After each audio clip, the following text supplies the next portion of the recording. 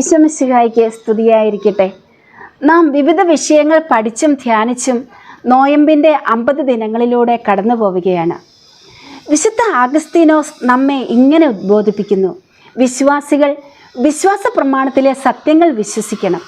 വിശ്വസിച്ചുകൊണ്ട് അവർ ദൈവത്തിന് വിധേയരാകാനും വിധേയരായിക്കൊണ്ട് നന്നായി ജീവിക്കാനും നന്നായി ജീവിച്ചുകൊണ്ട് നമ്മുടെ ആത്മശരീര മനസ്സുകളെ ശുദ്ധീകരിക്കാനും ശുദ്ധീകരിക്കപ്പെട്ട ഹൃദയത്തോടെ വിശ്വസിക്കുന്നത് മനസ്സിലാക്കാനും വേണ്ടിയാണ് ഇത്.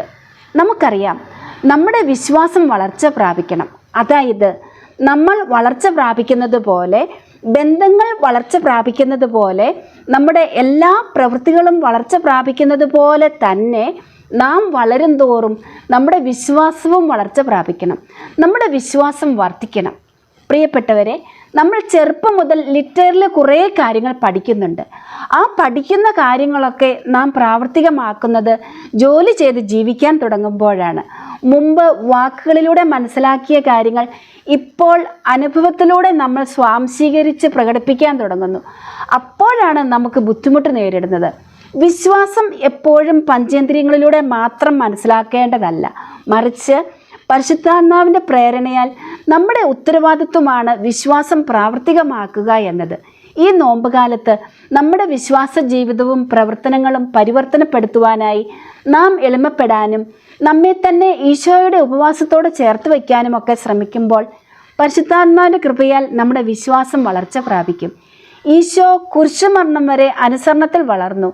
പിതാവിനോട് വികാരപൂർണമായ ഒരു വിധേയത്വം എന്നതിനേക്കാൾ തുറന്ന മനസ്സിൻ്റെ സമ്മതത്തോടെയുള്ള ഒരു വിധേയത്വത്തിലേക്ക് വളർന്നു. വിശ്വാസമുണ്ടെങ്കിലേ അനുസരിക്കൂ. ഈശോയെ പോലെ അനുസരിച്ചാൽ അവൻ വാഗ്ദാനം ചെയ്തത് പ്രാപിക്കാൻ നമുക്ക് സാധിക്കും. ഈശോയെ പോലെ അനുസരണത്തിൻ്റെ ഗോവണിപ്പടിയിലൂടെ വിശ്വാസത്തിലേക്ക് വളരുന്ന മാതൃക നൽകിക്കൊണ്ട് ഈ നോമ്പുകാല യാത്ര ചെയ്യാൻ ഉത്തരോത്തരം നമുക്ക് ശ്രദ്ധിക്കാം. പരസ്പരം പ്രോത്സാഹിപ്പിക്കാം.